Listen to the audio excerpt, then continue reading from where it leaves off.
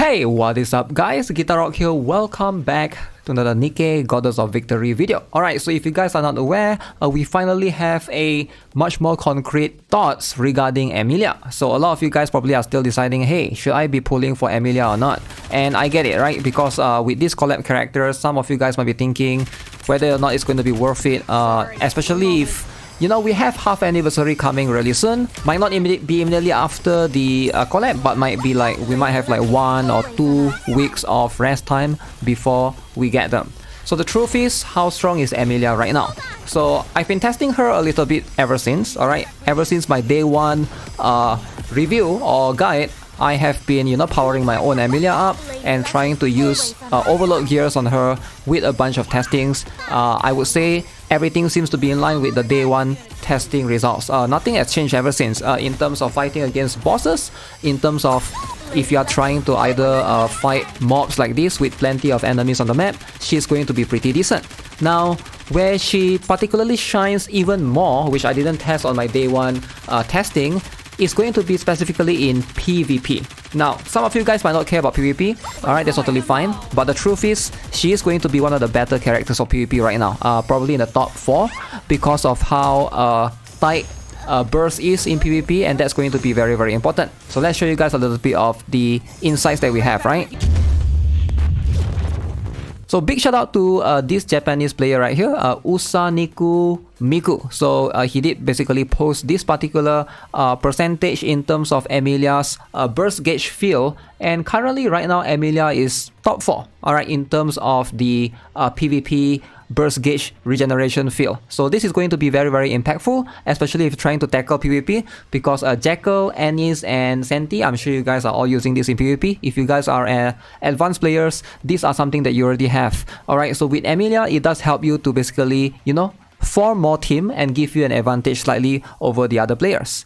Now, let's show you guys a little bit more about this testing. Hopefully, with this one also, we can have a look in a combat with mobs, plenty of mobs. That's not against one boss, but that's against plenty of mobs. So let's have a look. A2 versus Amelia. Is this going to be somehow the same results?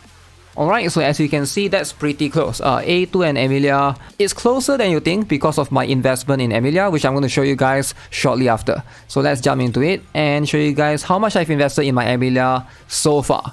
So in terms of my A2, if you guys are not aware, I do have her at limit break 3. So she's currently right here. You can see, if you see these 3 stars, that means yeah, I do have lots of copies of her, right? So she does have pretty powered, pretty beefy, you know, substats on the overload gears, right? This one has critical rate, attack percent, and we have this one as well, critical damage, attack percent, and charge speed. And of course, with this one, charge speed, critical rate, max ammo capacity, and of course, charge damage, critical rate, etc. So her skill is going to be 777. Now, as for Amelia, I do have slightly less stats. Number 1, I don't have any limit break, so this is just you know, limit break 0. Currently 666 on her skill. I believe they both have the same cube. Oh no, A2 I do have the charge damage up, where for Amelia I have the charge speed up. So in terms of equipment, this is what I have on Amelia. So a little bit of difference there. Critical damage, attack percent on this particular one. I have charge speed on this particular one. We have ammo capacity and critical damage.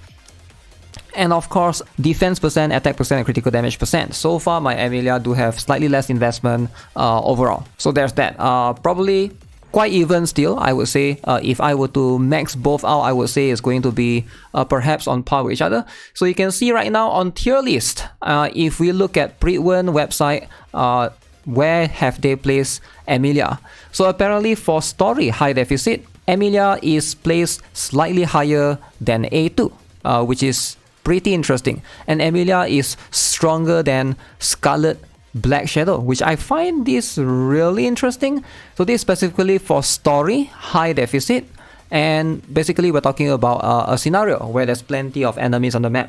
So Amelia is going to be better than Scarlet Black Shadow. I'm not entirely sure if I agree with that, but I can see somewhat in some situations that she's better than A2, but Scarlet Black Shadow is really hard for me to say that for certain. But for now, she is competing with Maxwell and of course Privati in this particular category. So if you're talking about boss solo, So right now, you can see Amelia is 1 tier or 2 tier below Scarlet Black Shadow, and so Amelia is somewhat below Maxwell, Scarlet, Snow White, and Annie's Plucking Summer.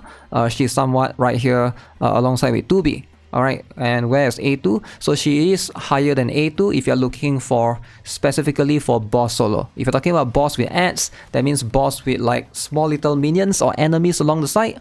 So you can see Amelia is going to be on par with A2. And of course, Ludmilla Winter as well. So I do think that Ludmilla Winter still does more damage than Amelia if the boss has core.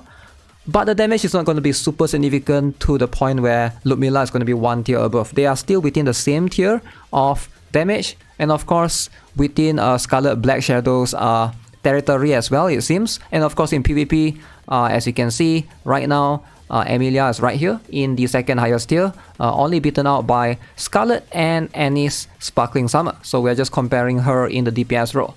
Now if you look at the Nikke.gg website, so this is the another different website with tier lists, and they also make plenty of cool guides right here as well. So you can see we do have highest one in terms of, we're just checking the combine right here, right? So Red Hood at the highest one comparably, and then we have Blanc, Noah, the rest. In terms of damage dealer, we have Alice, Molonia, and Scarlet Black Shadow.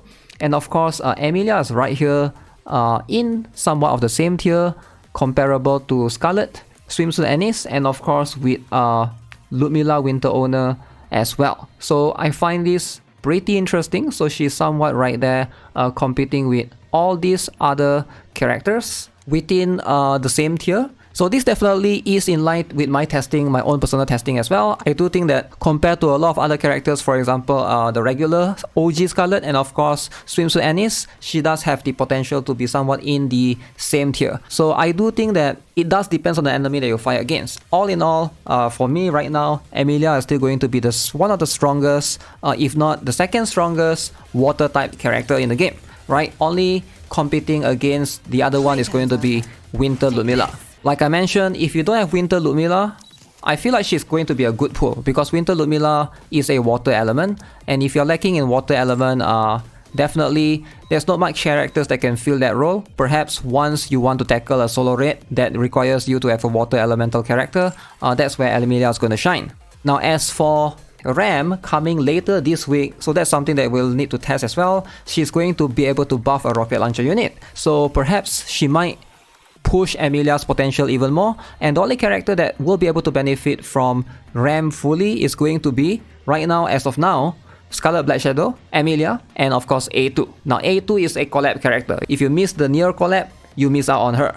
Now your only other two options is Scarlet Black Shadow and Amelia. If you don't have Scarlet Black Shadow, then there's pretty much no reason to pull for Ram. But although I do think that she's a very future-proof character, that you will be able to benefit from her eventually. So that's something that I'm very, very interested to test out. Hopefully, can't wait for her to come. So far, I've been having a lot of fun with her, especially on PvP, right? Because I do have her, I will be able to benefit from the burst gauge advantage.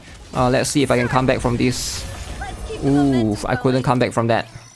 Power difference. But yeah, with PvP going on, it's something that you have to take into consideration because there's still one more mood that we'll have in the future called the Champion Arena. Now, if you're a hardcore player, this is something that maybe you want to look into if you're a competitive player, of course, right? So for new players, intermediate players, this is not going to bother you as much and you might not care about PvP, and that's totally fine. But I just want to give you guys a warning because what if Amelia is going to be also insanely crazy in Champion Arena, and knowing that she's a collab unit, you might not be able to obtain her ever again. So that's something that I figured I'll just put it out there. Whether you guys want to get her or at least one copy, that's going to be up to you guys. So yeah, that's going to be my thoughts of Amelia. Overall, it seems like, you know, the tier list that's out right now seems to be somewhat in line with my testing as well. Let me know what you guys think. If you guys are still planning to pull for her, or are you guys keeping her for Ram, I'll definitely do a more thorough testing once both character comes out, and I'll definitely make more videos when that time comes. With that being said, that's gonna be it for this video. Subscribe, give this video a like, and I'll see you guys in the next one. Have a nice day. Goodbye.